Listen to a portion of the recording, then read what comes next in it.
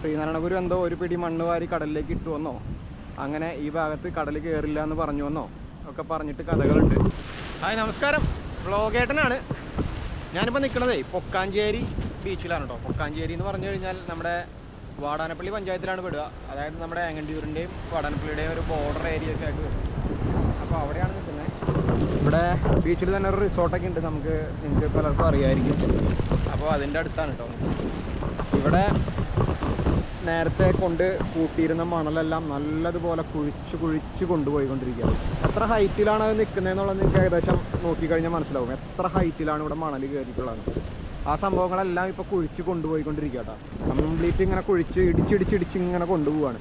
ഇങ്ങനെയാണ് കയറി വരിക. അതായത് ഈ കുഴിപ്പൻ തിരമാലകൾ, ഓരോ തിരമാലകൾ വന്ന് പോകുമ്പോൾ ഈ മണ്ണ് ഇങ്ങനെ ഇടിഞ്ഞിടിഞ്ഞിടിഞ്ഞ് പോകും. അങ്ങനെ ഇത് അവിടെയൊക്കെ ഉണ്ടായിരുന്ന വീടുകൾ, ആ വീടൊക്കെ മൂടിപ്പോയിരിക്കുന്ന വീടാണ്.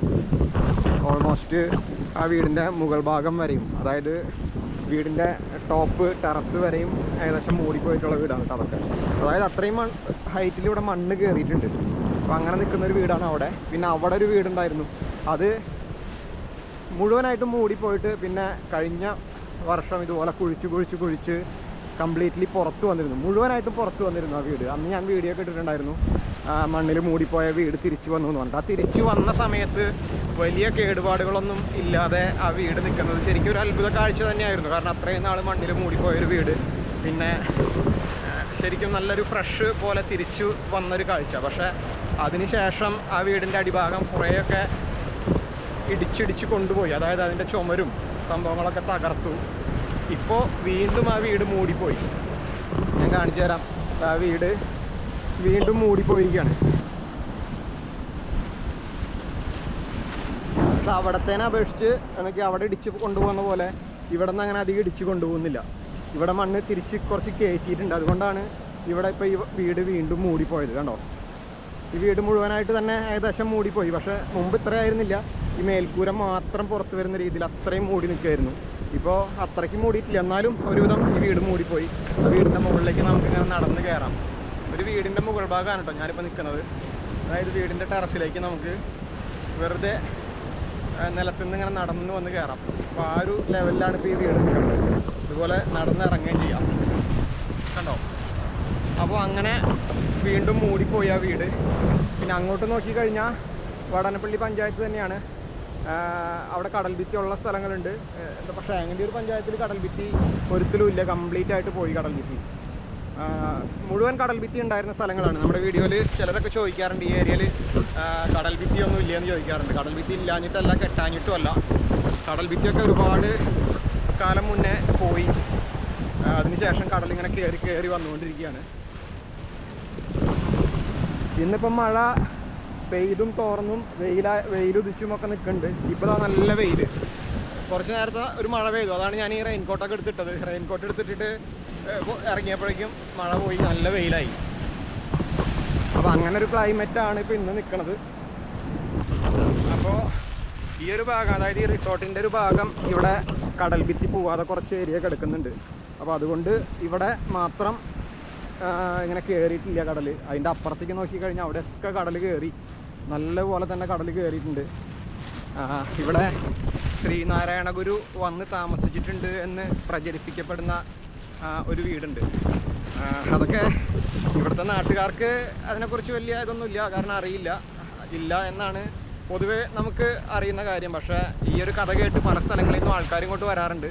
ശ്രീനാരായണ ഗുരു വന്ന് താമസിച്ച വീട് എന്നൊക്കെ പറഞ്ഞിട്ട്. അതിനെക്കുറിച്ച് ഞാനൊക്കെ കേട്ടിട്ടുള്ള വേറൊരു കഥയുണ്ട്. അതായത് ഈ ഒരു ഭാഗത്ത് കടൽ കയറില്ല എന്ന് ശ്രീനാരായണ ഗുരു പറഞ്ഞിട്ടുണ്ട് അത്രേ. അതായത് ശ്രീനാരായണ ഗുരു എന്തോ ഒരു പിടി മണ്ണ് വാരി കടലിലേക്ക് ഇട്ടുവെന്നോ, അങ്ങനെ ഈ ഭാഗത്ത് കടൽ കയറില്ല എന്ന് പറഞ്ഞുവെന്നോ ഒക്കെ പറഞ്ഞിട്ട് കഥകളുണ്ട്. വെറും കഥകളാണ് കേട്ടോ, പലരും പറഞ്ഞ് പ്രചരിപ്പിച്ച കഥകളായിരിക്കാം. എന്നാൽ ഇവിടെയൊക്കെ ഇപ്പോൾ നല്ലപോലെ കടൽ കയറുന്നുണ്ട്. നല്ലപോലെ തന്നെ കടൽ കയറുന്നുണ്ട് കേട്ടോ. അവിടെ ആ കടൽ കയറാതിരിക്കാൻ മണ്ണൊക്കെ JCB കൊണ്ടുവന്ന് മണ്ണൊക്കെ കൂട്ടി വെച്ചിട്ട് സേഫാക്കിയിട്ടിരിക്കുന്ന കാണാം. അതുപോലെ തെങ്ങുകളൊക്കെ നിൽക്കുന്ന കാണാം. തലയൊക്കെ പോയ തെങ്ങുകൾ ഇഷ്ടം പോലെ ഉണ്ട് കേട്ടോ. ഇവിടെ കുറച്ച് ഭാഗത്ത് മാത്രമേ ഈ കടൽ ഭിത്തിയുടെ കല്ലുകൾ കിടക്കുന്നത് കൊണ്ട് ഈ ഒരു ഭാഗത്ത് കുറച്ച് ഏരിയ കയറുന്നില്ല. പക്ഷേ അങ്ങോട്ടൊക്കെ നോക്കിക്കഴിഞ്ഞാൽ കംപ്ലീറ്റ് നല്ലതുപോലെ കയറി വന്നുകൊണ്ടിരിക്കുകയാണ്. കാരണം ഈ കടൽ നിന്നിരുന്നത് ഇവിടെയൊന്നുമല്ല, ഒരുപാട് ദൂരെയാണ് കടൽ നിന്നിരുന്നത്. അതൊക്കെ വിട്ട് ഇപ്പോൾ ഒരുപാട് അടുത്തായി കയറി വന്നുകൊണ്ടിരിക്കുകയാണ് കടൽ.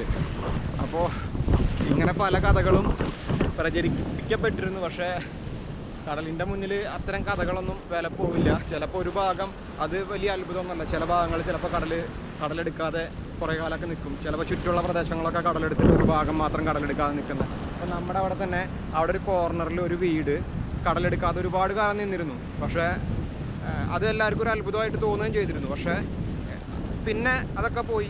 ഇപ്പോൾ ആ വീടും പോയിക്കൊണ്ടിരിക്കുന്നു. അവിടെ 2 വീടുകളുണ്ടായിരുന്നു. ഒരു വീട് ഓൾറെഡി പോയി, രണ്ടാമത്തെ വീട് പോയി എന്ന് തന്നെ കൂട്ടാം. ജസ്റ്റ് ഒരു സ്കെലിട്ടണായിട്ട് നിൽക്കുന്നു, അത്രയേ ഉള്ളൂ. അപ്പോൾ അങ്ങനെയാണ് ഇവിടുത്തെ കാര്യങ്ങൾ. പിന്നെ കാലവർഷം എത്തിത്തുടങ്ങി എന്ന് പറയുന്നുണ്ട്. അറബിക്കടലിലൊരു ന്യൂനമർദ്ദ രൂപം കൊണ്ടു, ബംഗാൾ കടലിൽ ചക്രവാത ചുഴിയോ ന്യൂനമർദ്ദമോ ഒക്കെ രൂപം കൊള്ളുന്നു എന്നൊക്കെ പറഞ്ഞു. അപ്പോൾ വരും ദിവസങ്ങളിൽ എന്തായാലും മഴ ശക്തിയാവുന്നതിൻ്റെ ഭാഗമായിട്ട് എന്തായാലും കടലും കൂടാനുള്ള സാധ്യതകളൊക്കെ തന്നെയാണുള്ളത്. വലിയ പ്രശ്നങ്ങളൊന്നും ഇല്ലാതിരിക്കട്ടെ എന്നാണ്. കാരണം കടൽ വെള്ളം കയറുന്നതിനേക്കാളും ഡേഞ്ചറാണ് ഈ കുഴിപ്പൻ തിരമാലകൾ കുഴിച്ച് കൊണ്ടുപോകുന്നത്. കാരണം അത് കുഴിച്ച് ഇങ്ങനെ കരയിനെ കവർന്നെടുത്തുകൊണ്ടിരിക്കുക. അപ്പോൾ അങ്ങനെയൊന്നും ഇല്ലാതിരിക്കട്ടെ എന്നാണ് നമ്മൾ ആഗ്രഹിക്കുന്നത്. അപ്പോൾ എന്തായാലും അങ്ങനെ നമ്മൾ കഴിഞ്ഞ ദിവസം വന്നിട്ടുണ്ടായിരുന്നത് അവിടെയാണ്. അവിടെ ഒരു വീടാണ് മുമ്പ് കാണിച്ചിട്ടുണ്ടായിരുന്നത്. ഇവിടെയൊക്കെ വീടുകളൊക്കെ ഉണ്ട്, റിസോർട്ടുണ്ട്. അപ്പോൾ ഈ ഭാഗത്ത് ഇതൊക്കെയാണ് അവസ്ഥ. ഇനി നമുക്ക് എന്തായാലും തിരിച്ചു പോവാം. ഞാൻ വേറൊരു വഴിക്ക് പോയിട്ട് വരുന്ന വഴിക്കൊന്ന് ഇവിടെ കയറി നോക്കിയതാ എങ്ങനെയുണ്ട് എന്ന് അറിയാനായിട്ട്. അപ്പോൾ എന്തായാലും കാണാം.